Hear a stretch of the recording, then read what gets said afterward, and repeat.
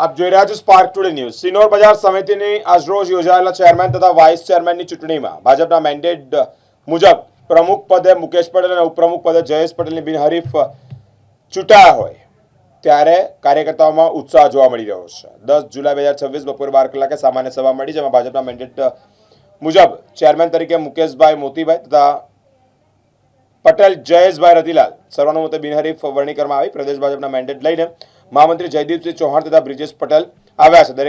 દરેક સભ્યોએ મિટિંગ કરી છે। સાથે જ વરણી પામેલા પ્રમુખ ઉપપ્રમુખ અને ડિરેક્ટર તથા કાર્યકર્તાઓ અભિનંદન આપી ફૂલહારથી વધાવી લીધા છે। આજે સિનોર બજાર સમિતિના ચેરમેન વાઇસ ચેરમેનની ચૂંટણી યોજવામાં આવી હતી।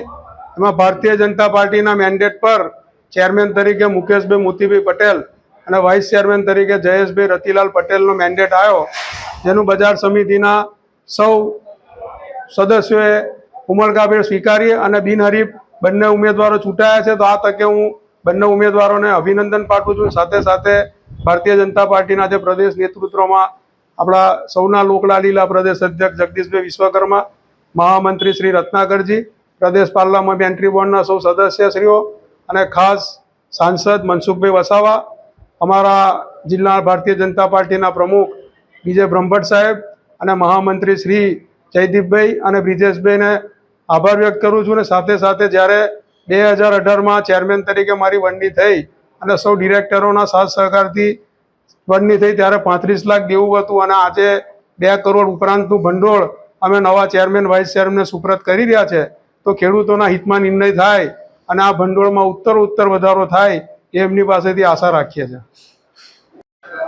આ સિનોર બજાર સમિતિની આજ રોજ ચેરમેન વાઇસ ચેરમેનની ચૂંટણીમાં પાર્ટી તરફથી આ ચેરમેન તરીકે મુકેશભાઈ મોતીભાઈ પટેલ મારી નિમણૂક કરી છે અને વાઇસ ચેરમેન તરીકે આપણે જયેશભાઈની નિમણૂક કરેલ છે।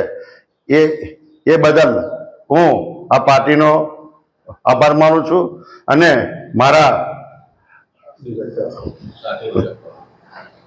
પાર્ટીના સભ્યોનો હું ખૂબ ખૂબ આભાર માનું છું। વંદે માતરમ, ભારત માતા કી જય।